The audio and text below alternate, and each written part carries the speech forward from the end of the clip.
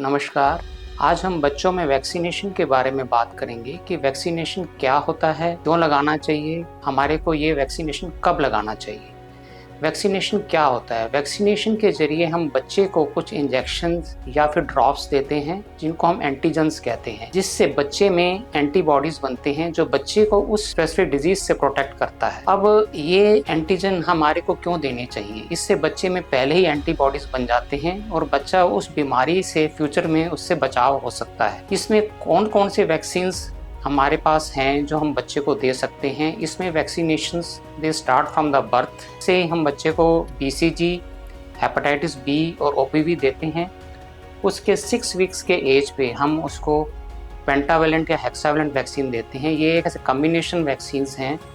इसमें ये होता है कि 5 या 6 बीमारियों से लड़ने के लिए सिंगल ही इंजेक्शन होता है, पर इस वैक्सीन को हमारे को 6, 10 और 14 वीक्स पे हमारे को रिपीट करना होता है और उसके बाद 9 मंथ्स पे MMR होता है, वैक्सीन लगता है। फिर 15, 18 मंथ्स के ऊपर वैक्सीन लगती है और फिर 5 इयर्स, 10 इयर्स एंड 15 इयर्स पे वैक्सीनेशन होती है।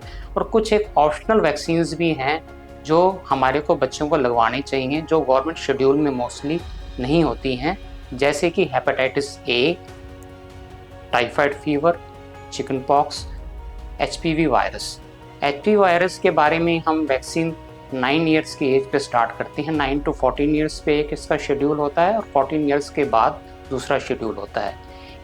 इन सब वैक्सीन से बच्चे को हल्का बुखार आ सकता है, जहाँ पे इंजेक्शन लगाते हैं वहाँ पे हल्की सी स्वेलिंग आ सकती है। उसमें ऐसा कोई घबराने की बात नहीं होती है। अगर इस तरह से होता है तो बच्चे को हम ऐसे मेडिसिन देते हैं, पैरासिटामोल, और जहाँ स्वेलिंग आती है वहाँ पे बर्फ़ लगा सकते हैं। अगर बच्चे को बहुत हाई ग्रेड फीवर आए या बच्चा लगातार 3 घंटे तक रोता रहे तो हमारे को इमीडिएटली डॉक्टर को दिखाना चाहिए। बाकी इसमें कई बार ऐसे होता है कि हम बच्चे का वैक्सीनेशन शेड्यूल बीच में डिसकंटिन्यू कर देते हैं।